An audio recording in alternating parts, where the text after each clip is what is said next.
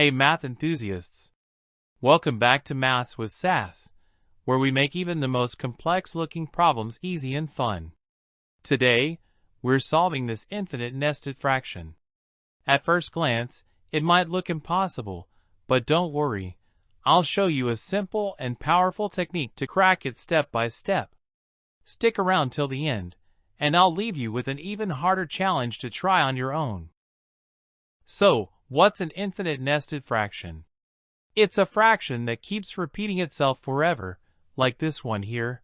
The key idea here is to realize that this whole infinite fraction can be represented by a single variable. Why? Because it repeats forever. Let's define the entire expression as x.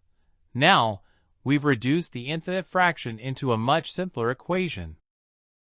Let's solve this step by step. Start with this equation x equals 3 plus 4 divided by x. This represents x in terms of itself, with a fraction involved. Our goal is to solve for x, so we'll simplify it step by step. To get rid of the 3 on the right-hand side, subtract 3 from both sides. Now, the equation looks simpler, but we still have the fraction 4 by x, so let's work on eliminating it. To eliminate the fraction, multiply both sides of the equation by x, then expand x into x minus 3 now. Rearrange all terms to one side to form a standard quadratic equation. Then we have x squared minus 3x minus 4 equals 0.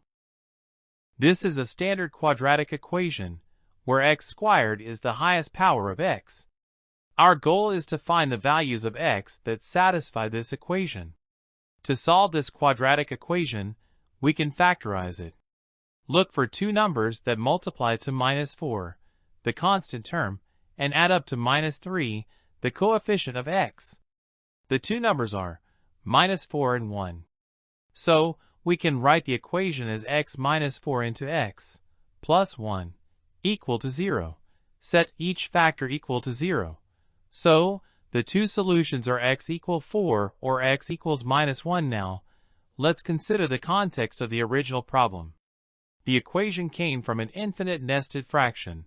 This involves adding 3 and a fraction. Since adding 3 always produces a positive result, x must also be positive. Therefore, the solution x equals minus 1 doesn't work in this context. The only valid solution is x equals 4. So the final answer for this infinite nested fraction is 4. And now, here's a challenge. Try solving this. Can you? Drop your answer in the comments. Let's see how many of you can get it right. If you enjoyed this quick trick, make sure to like, share, and subscribe for more amazing math tutorials and challenges. Thanks for watching, and see you next time.